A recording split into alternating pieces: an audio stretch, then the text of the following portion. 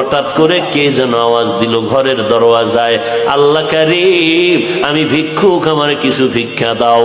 স্বামী বেচারা ডাক দিয়া কয়, এখন মেজাজটা কেমন লাগে? ও স্ত্রী কি করা যায়? কয় কিছু ভিক্ষা দিয়া দাও। কয় দিব না। কেন দিবা না? আমার আব্বাকে দেখছি কোনদিন সাইল রে ফিরাইয়া দেয় নাই। আল্লাহর আইন হলো, ও বান্দা, ওয়া আম্মাস সাইলা ফালা তানহার, সুয়ালকারী ভিক্ষুকের কখনো ধমক দিবি না, খবরদার। পারো না ক্ষমা চাইয়া বিদায় দাও, ধমক দিবা না, কারণ মাজলুমের চোখের পানির বরদোয়া জাগায় কবুল হয়ে যায়। নাফরমান বান্দা স্ত্রীর কথা কানে না দিয়া স্ত্রীকে বলে, তোমার এত দরদ কেন? তুমি দিয়া দাও। আমি দিব না। স্ত্রী বলে, না, খালি হাতে ফিরাইয়া দিও না, তুমি তো তারে কোটি টাকা দিবা না, সামান্য দিবা, দিয়া দাও। স্ত্রীর কথা স্বামী না শুনিয়া মেজাজটা কেমন যেন গরম হয়ে গেল।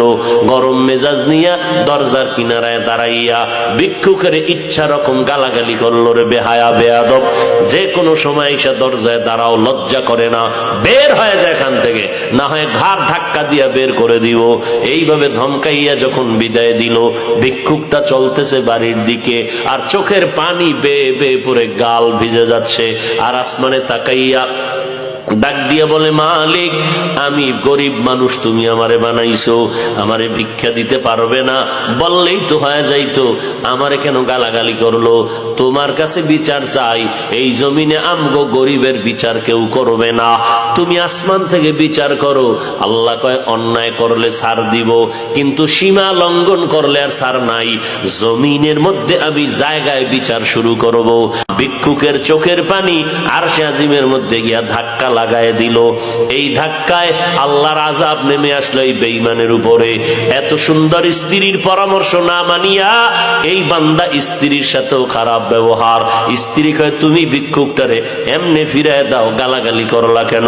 এবার স্ত্রীকে অকথ্য ভাষায় গালি দিয়ে কয়, তাড়াতাড়ি গাট্টি ডাল, তোর বাবার বাবি তুই চলে যা, এই জমিনে মাইয়ার অভাব নাই, তোর মতো বউ আমার দরকার নাই, তোরে আমি তালাকের সিগন্যাল দিয়া দিলাম, বাড়ি চলে যা।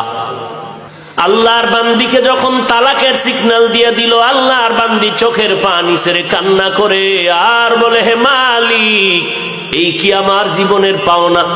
আমিও আজ মাজলুম হয়ে গেলাম। স্বামীর সাথে তো বেয়াদবি করি নাই, তুমি কুদরতের ফয়সালা দাও, কোথায় যাবো রে মালিক? না করি, এরপরে শেষ সময় বিদায় নামতেই হবে, থাকতেই দিবে না। আল্লাহর বান্দি বিদায় নিয়ে বাবার বাড়ি চলে গেল কান্না কণ্ঠ নিয়ে। আব্বা জান, আমার কপাল বুঝি খারাপ হয়ে গেল। আল্লাহ কয়, তোর উপর পরীক্ষা, ধৈর্য ধারণ কর। আল্লাহর বান্দা মেয়েটাকে ডাক দিয়ে কয়, ধৈর্য ধারণ করো। আল্লাহর বান্দি ঘরের মধ্যে আছে, এখন বাবার ঘরে থাকে, আল্লাহর কাছে নামাজের মুসাল্লায় বৈশা কান্না করে, কোরআনের তেলাওয়াত করে, আর আল্লাহর কাছে বলে, আল্লাহ তুমি দয়া করে আমাকে মাফ করে দাও। আর একজন জীবনে যদি স্বামী থাকে, তুমি নেককার স্বামীর ব্যবস্থা করে দিও আল্লাহ। 1 বছর পরে অন্যত্র বিয়া হয়ে গেল। এবার স্বামীটা পাইল খুব ভালো, ভালো স্বামী পাইয়া সুন্দর জীবনের ফুলের বাগানের সংসার চলতেছে। একদিনের ঘটনা ঘটতে লাগলো, ঠিক ওই ভিক্ষুকের ওই জালেমের বাড়ি বসে যেমন কথা বলতেছিল, দুপুর বেলা স্বামী আর স্ত্রী খানা খাইয়া মধুর আলাপে ব্যস্ত ছিল। হঠাৎ আগের মতোই দেখে বাড়ির দরজায় একজন ভিক্ষুক আইসা ডাক দিয়ে কয়, আল্লাহ কারীম আমারে ভিক্ষা দাও, আমারে ভিক্ষা দাও। আমার স্ত্রী ডাক দিয়া কয়, কথাটা শুই না। আমি আমার স্বামীকে বলতে যাবো, এর মধ্যে দেখি স্বামী কয়, বিবি কথা বন্ধ করে দাও, আমার ঘরে ভিক্ষুক আসে নাই, আল্লাহ পাকের একজন মেহমান এসে দাঁড়ায় গেছে, একটু সময় দেও, আমি মেহমানদের মেহমানদারি করাই। দরজাটা খুলিয়া ডাক দিয়া কয়, চাচা, বুড়া মানুষ আসেন, এই দুপুর বেলার টাইম গড়াইয়া গেল, খানা খেয়েছেন? বলে না, বসেন ঘরের মধ্যে বসাইয়া, সামনের দরজা দিয়ে খুলিয়া বসাইয়া। এবার স্ত্রীকে কয়, বিবি খানা দানা যা আছে দাও, খানা খায় না নাকি? আজকেও খায় নাই। বলে 3 দিন পর্যন্ত এই ভিক্ষুকটা না খাইয়া কাঁদতেছে।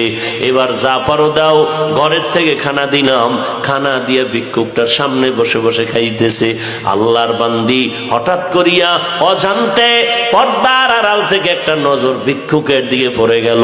স্ত্রী একটা নজর তাকাইয়া দেখিয়া ঘরের ভিতরে গিয়া এবার চোখের সামনে কাপড় দিয়া কান্না করে, মালিক তোমার কুদরত দেখিয়া ভয় পেয়ে গেলাম। স্বামী বেচারা ডাক দিয়া কয়, বিবি আমার তোমার খেদমতে ত্রুটি কয় না, আমার কোনো কথায় তুমি কষ্ট পেয়েছো না, তো কেন কান্না করো? বলে ভিক্ষুকের দেখা মাওলার কুদরতের ভাব আইসে গেছে, কান্না করি। বলে কিসের কুদরত? ভিক্ষুক আসা তো কোনো কঠিন কিছু না, কি কুদরত?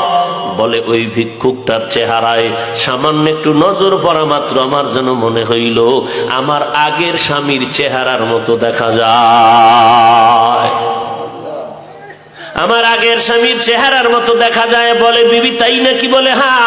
এবার স্বামী বেচারা ভালো করে তাকাইলো, তাকাইয়া ঘরের মধ্যে গিয়া কয়, হ্যাঁ মাওলা পাকের কুদরত। এরে বিবি এই স্বামীর ঘরে তুমি ছিলা? বলে ছিলাম। বলে কতদিন? বলে দীর্ঘ বছর। থাকার পর তোমার বাড়িতে কোনো দুর্ঘটনা হয়েছিল নি? কয় হ্যাঁ হয়েছিল। কি?